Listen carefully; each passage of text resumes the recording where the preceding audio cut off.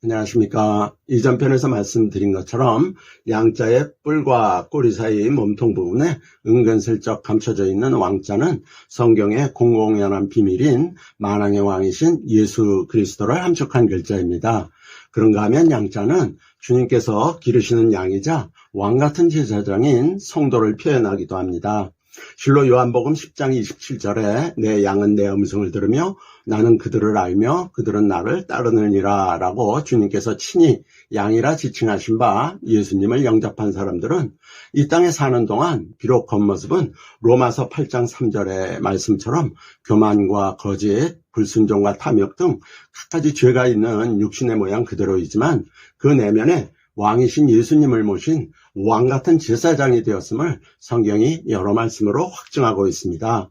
그런데 오만과 교만을 상징하는 뿔과 가십과 거짓을 상징하는 꼬리로 그 몸통 부분인 왕자를 은근히 숨기고 있는 양자가 그러한 사실을 절묘하게 표현하고 있습니다. 그렇습니다. 양자는 교만과 거짓 등 죄 있는 육신의 모습 안에 믿음의 비밀인 왕이신 예수님을 모신 왕같은 제사장인 성도를 상징하는 글자이기도 한 것입니다. 그런데 여기서 잠시 생각해 볼 것은 왜 하나님께서는 이 땅에 하고 많은 짐승들 중에서 하필이면 순하고 귀여워 보이는 양으로서 유월절을 비롯한 여러 구약 제사의 대표적 제물을 삼게 하셨을까 하는 점입니다. 성경은 이에 관해 분명한 답을 주지는 않지만 하나님께서 아무 연유도 없이 그냥 무작위로 정해주셨다고 생각할 수는 없습니다. 왜냐하면 잠언 16장 4절에 여호와께서 온갖 것을 그 쓰임에 적당하게 지으셨나니라고 분명히 기록하고 있기 때문입니다. 고로 태초에 하나님께서 양의 외형상의 특징인 뿔과 꼬리, 털 등을 지으심에도 단순히 양의 생존에 요구되는 생리학이나 생태학적 필요성에서뿐 아니라 성경에서 양이 갖는 여러 가지 상징적 의미를 표출하는 데에도 적합하게 만드셨을 것은 자명하다 하겠습니다. 그렇다면 뿔은 무엇을 상징할까요? 간략히 말씀드리면 짐승의 뿔은 경쟁 상대에게 자기의 우월함을 드러내기 위한 도구가 된다는 점에서 교만과 오만을 상징하는 것으로 볼 수 있습니다. 성경에서도 내가 오만한 자들에게 오만하게 행하지 말라 하며 악인들에게 뿔을 들지 말라 하였노니 라고 기록함으로써 역시 뿔은 오만이나 교만을 상징합니다. 또한 양의 꼬리는 몸통의 끝부분에 달려있어 항문을 덮는 역할을 합니다. 즉 배설물과 관련된 불결한 것을 없는 듯 슬쩍 덮어 가리는 양의 꼬리는 가식, 곧 거짓을 상징합니다. 성경도 이사야 9장 15절에 그 꼬리는 곧 거짓말을 가르치는 선지자라 라고 기록하므로 역시 꼬리는 수치를 가리기 위한 위장의 도구이자 그 자체로 거짓을 상징한다 하겠습니다. 그리고 양의 발굽은 아집을 상징합니다.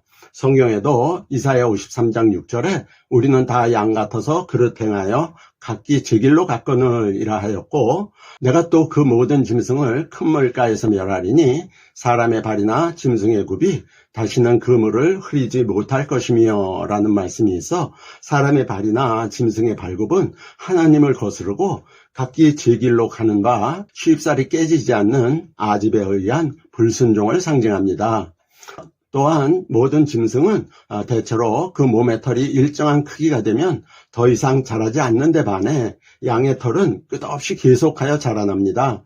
따라서 적당한 길이에서 깎아주지 않아 지나치게 털이 자란 양이 혹 목자의 시야에서 벗어난 채 중심을 잃고 자빠지기라도 하면 그 양은 자기 몸에 난 털의 무게와 부피를 감당하지 못해 다시 일어나지 못하고 그 자리에서 버둥거리다가 죽게 된다고 합니다. 이처럼 스스로를 죽음에 이르게 할 수 있으리만치 주체할 수 없을 정도로 자기 몸집을 불리며 끝없이 자라는 양의 털은 만족을 모르는 탐욕을 상징합니다. 이렇듯 양의 뿔은 교만을, 꼬리는 가식과 거짓을, 발굽은 불순종을, 털은 탐욕을 상징하는데 그러면 결국 양은 무엇입니까? 양은 다름 아닌 인간의 교만과 거짓, 불순종과 탐욕 등 갖가지 죄를 그 신체에 형성화함으로써 죄의 전형적 상징물로 지음받은 존재입니다. 즉 하나님께서는 사람들의 다양한 양상의 죄를 전가받고 죽어야 할 죄의 상징물로서의 그 쓰임새에 가장 적합하게 양의 겉모습을 창조하심으로써 이스라엘 백성이 드리는 여러 제사의 대표적 제물을 삼게 하셨던 것입니다. 감사합니다. 다음은 매울 신자를 봅니다. 샬롬.